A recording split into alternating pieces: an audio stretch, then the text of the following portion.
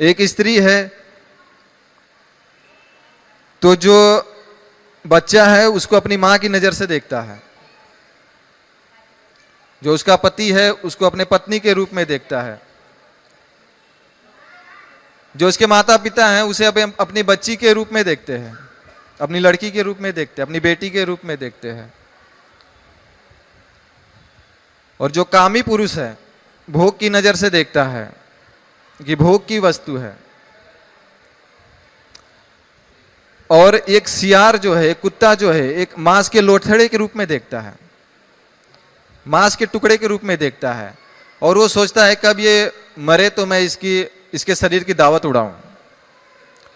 तो लोगों का जो नजरिया है अलग अलग प्रकार का होता है।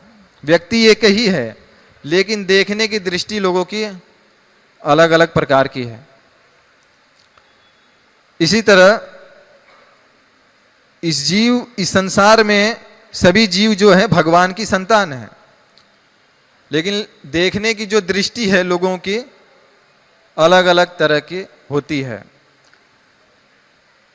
कोई उसको भोजन के रूप में देखता है, जैसे आजकल कलयुग के प्रभाव से बहुत ज़्यादा कसाई घर चलाए जाते हैं और निरीह पशुओं की उसमें हत्या की जाती है। तो सोचिए कोई उस जीव को भोजन के रूप में देख रहा है। कोई लोग गाय की पूजा करते हैं, कई लोग उसे वध करते हैं। तो लोगों की विभिन्न प्रकार की देखने की स्थिति है, उस स्थिति के अनुसार उन्हें भगवान नजर आते हैं। जो सभी जीवों से प्रेम करता है, भगवान की भक्ति करता है और किसी भी जीव को कष्ट नहीं पहुंचाता, भगवान उसके सामने अपने आप को प्रकट करते हैं। जो सभी से ईर्ष्या करता है, द्वेष करता है, सभी जीवों को कष्ट पहुंचाता है, भगवान उसको निरंतर विभिन्न प्रकार की आसुरी योनियों में भेजते रहते हैं, जिससे कभी भी वो भगवान तक नहीं पहुंच पाता। प्रभुपाद जी समझाते थे कि एक माता पिता की दो संतान है, एक बहुत बुद्धिमान है, बड़ी संतान जो है बहुत बुद्धिमान है, और दूसरी जो छोटी संतान है बुद्धिमान नहीं है, कम बुद्धि है, पागल की तरह है, ठीक से काम नहीं कर सकती। तो इसका ये अधिकार नहीं है कि जो बड़ा वाला भाई है अपने छोटे वाले भाई की हत्या कर दे, उसको ये अधिकार नहीं दिया जाता। दोनों ही एक ही बाप की औलाद है, एक ही बाप की संतान है।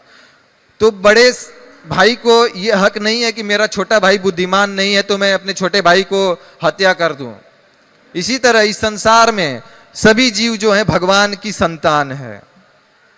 कोई कम बुद्धिमान है, कोई ज्यादा बुद्धिमान है, और सभी को भगवान ने आंख दिए हैं, हाथ दिए हैं, पैर दिए हैं, सभी को भगवान ने खाने पीने का इंतजाम किया है, यहाँ पर सभी को रहने की सुविधा दी है।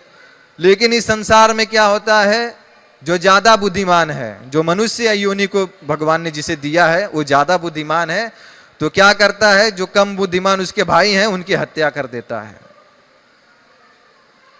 और हत्या कर देता है फिर उसको क्या करता है, अपने परिवार वालों में मिल बांट कर खा लेता है। अगर एक दृष्टि से देखा जाए तो पिता जो है इस बात से कभी भी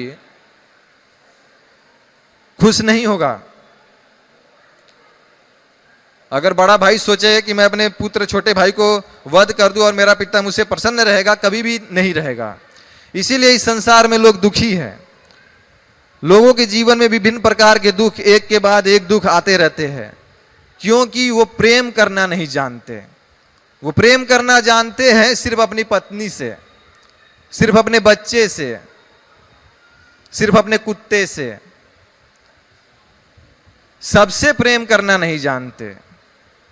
इसीलिए वो संसार में दुखी हैं। अपने बच्चों का पेट भरने के लिए लोग दुकान पे जाते हैं, चिकन खरीदते हैं और अपने बच्चों को खिलाते हैं, लेकिन उनको पता नहीं होता जिस मांस को उनका बच्चा खा रहा है, उस जिस शरीर का वो मांस है, जब उसको कत्ल किया गया था तो उसको बहुत वेदना हुई थी, बहुत तकलीफ सहनी पड़ी थी। जब शरीर हमको जब चींटी काटती है किसी मनुष्य को तो कितना दर्द होता है। उसी तरह इस संसार में जितने भी प्राणी हैं, अगर उनको तकलीफ देकर अपने परिवार का उनके मांस से अगर मनुष्य भरण पोषण करता है तो कभी भी संसार में सुखी नहीं रह सकता, क्योंकि जिस मांस को उसने खाया है उसके साथ वो दर्द भी उसके पेट में गया है। उस पशु की जो वेदना है, जो तकलीफ है, वो भी उसके साथ जाती है। और इसी कारण जो है भगवान कभी भी प्रसन्न नहीं होते और मनुष्य जो है कभी भी भगवान को समझ नहीं पाता। मनुष्य शरीर प्राप्त करने के बाद भी 84 लाख योनियों में घूमने के बाद एक बार अवसर मिलता है मनुष्य को, जिसमें उसे चांस दिया जाता है, तुम इस जीवन में भगवान को समझ सकते हो, तुम इस जीवन में अपने आप को समझ सकते हो। लेकिन इस जीवन का मनुष्य उपयोग क्या करता है? भगवान आंख देते हैं तो आंखों का उपयोग सिनेमा देखने के लिए करता है।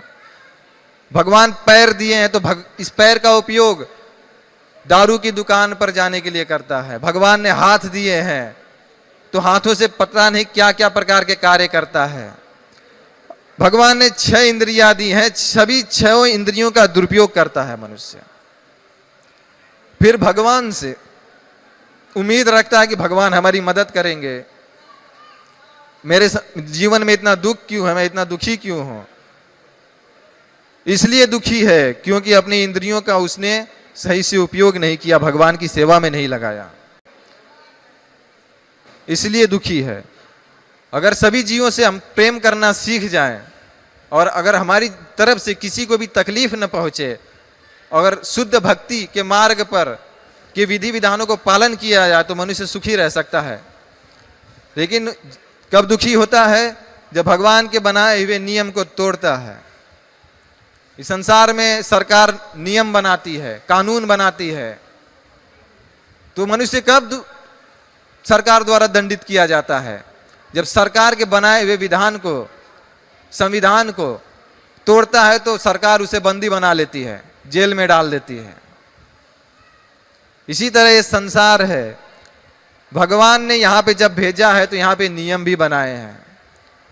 जब मनुष्य इस नियम को तोड़ता है तो भगवान उसे विभिन्न प्रकार के प्रकृति द्वारा दुख प्रदान करवाते हैं और मनुष्य अनेकानेक उपाय करता है अपने आप को सुखी रखने के लिए, बहुत प्रयास करता है। लेकिन जन्म, मृत्यु, जरा, व्याधि, जन्म लेना, मरना, बुढ़ापा, रोग, 4 प्रकार के दुख उसे प्रताड़ित करते रहते हैं। जब तक जिंदा रहता है परिवार वालों के लिए खूब कमाता है, गधे जैसा मेहनत करता है, भगवान का भजन नहीं करता, बहुत ऐश करता है। बुढ़ापे में फिर इतना दर्द होता है उसे